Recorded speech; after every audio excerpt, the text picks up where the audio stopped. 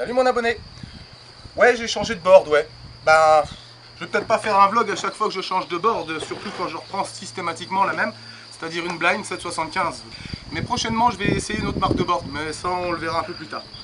Aujourd'hui, on est parti sur le Half Cab Flip en boneless.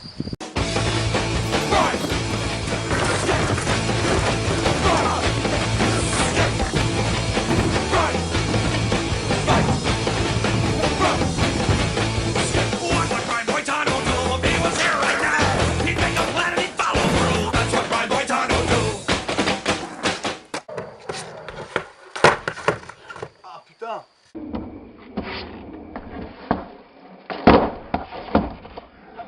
Alors je suis d'accord avec toi, de loin il a l'air un peu couillon ce Trix, mais de près il l'est vraiment pas, et en plus de ça c'est pas le plus simple à apprendre.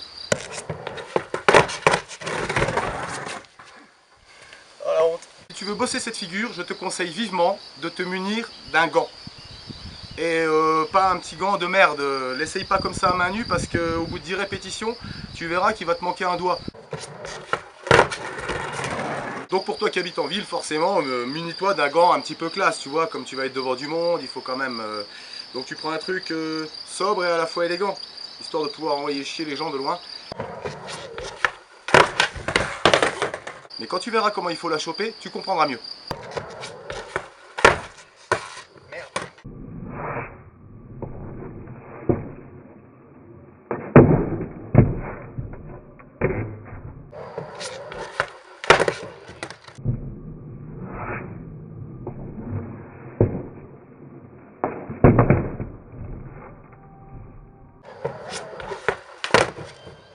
Non mais quand je te dis qu'il faut des gants, tu vois, je te raconte pas de conneries, hein. Je me suis entraîné quoi, j'ai fait 20 minutes, bah voilà, la paire de gants, renforcée, complètement morte. Donc ça c'est un truc, disons que avant de le maîtriser, il vaut mieux le faire avec des gants, et une fois que tu le maîtrises bien, à ce moment-là, tu pourras le faire sans gants.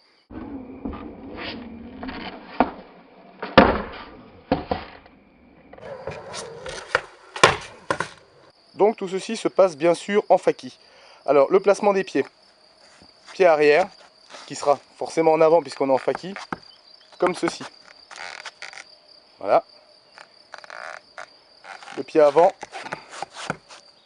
ici. Voilà. Il faudra donc déclencher son boneless ici, pour sauter ici. Donc dans le détail ça donne ça, un pied, deux pieds. Ensuite on va attraper la planche ici, avec le pouce, comme ceci. Bien en dessous pour bien pouvoir l'accrocher. Et on va la tourner comme ceci. Il faut attraper la planche comme ça. Pas en angle droit, ça sert à rien. Un petit peu incliné comme ça et surtout tenir très fermement avec le pouce.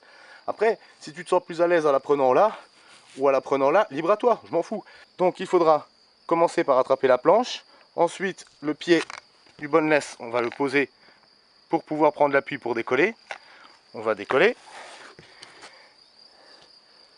Et quand on va décoller, il faudra garder la planche le plus à l'horizontale possible. Et au dernier moment, ici, la tourner. Tu vois le bordel?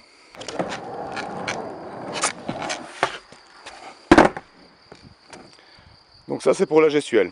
Ne va surtout pas croire que celui-là je l'ai rentré en 5 minutes, pas du tout. Celui-là je l'ai bossé par étapes. Alors je vais te montrer les étapes qui m'ont permis de le faire. Dans la bonne position, juste attraper la planche, lui faire le 180 flip et atterrir juste le pied arrière dessus pour le moment. Voilà. Quand tu arrives à faire ça 3 fois sur 4, à ce moment-là tu envisages de le faire en ramenant le pied qui est resté au sol. Et là par contre je te conseille de le faire en roulant parce que faire un boneless 180 comme ça au sol, perso j'en chie. Donc réussir à le faire comme ça te permettra aussi de voir où est-ce que tu dois te placer parce que bien sûr quand tu vas sauter en arrière, tu vas pas atterrir au même endroit, tu vas atterrir gravement devant. Donc une fois qu'il est bien familier au sol, ça y est, tu le rentres, et bah, il est temps de le mettre sur des rebords. Hein.